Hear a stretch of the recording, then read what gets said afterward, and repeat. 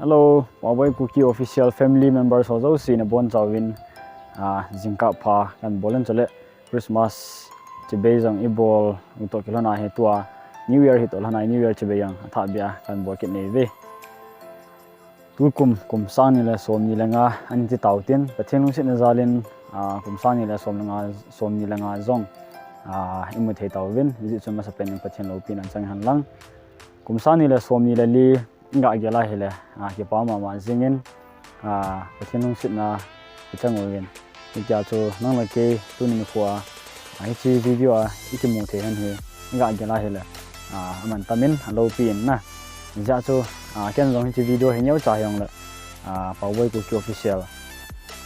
channel la upload din mo nga chi video he nyau cha ti sei ja kum tha hi to hana he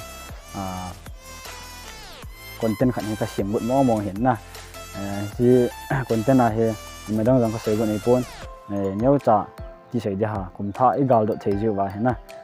viewers or subscribers so elo le Huawei Cookie family members so zo si ti tau ten chi tamsela pathinin ai pui ga ka lo wa na 2025 emo sa theu he lo pin ni ja so pathin ko ma hen pa thu sei long thei poi ji ja so nyau cha video som cha kan sim gon hin tin pathinung sin zalen 2025 emo na bano ven zong nang le ning so mi te han lang pi na bol na to na tham na private government job hi lo hi zong le private government job hi zong le ema personal na to na gam so ma ham elo le hala la ham to tham na wa pathinin tu kum sang ni la som ni nga zong ema pui jing han lang de khai sim na wa to tham na wa ema pui han lang 2024 dam sela in man sai wa lo hin sela in pui bang gen 2025 jang he pathinum pin le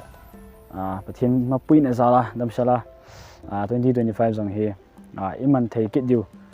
keniam jong tivin chule gala tu lai jong hi sin pon lai langa ho hi in chule nam lam kai ho hi in chule lam kai dang ho zo si hin gam sunga tauna ni galdo jong tivin tua jong he building ta sanan na gal he thik khapon he tin aphat sin bui jing in hi chon nam ngai lut na sala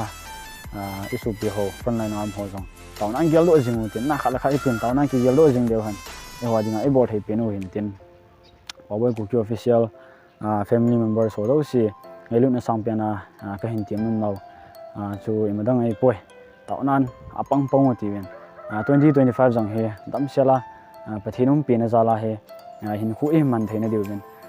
khala kha ki tau pi tu jing te ti chu ka ga sei lo nom hin tin chule tunia nang la ke hin khun man tam tai nei sung wen pathin gal do jing tin hin khu mango tin a chei na pen dam selen jing ti wen apha pha nyau tin apha phan hin khu mang leo han pathin jong e ma pui jing wen tin ik bolam to lam wa jong 2025 wang he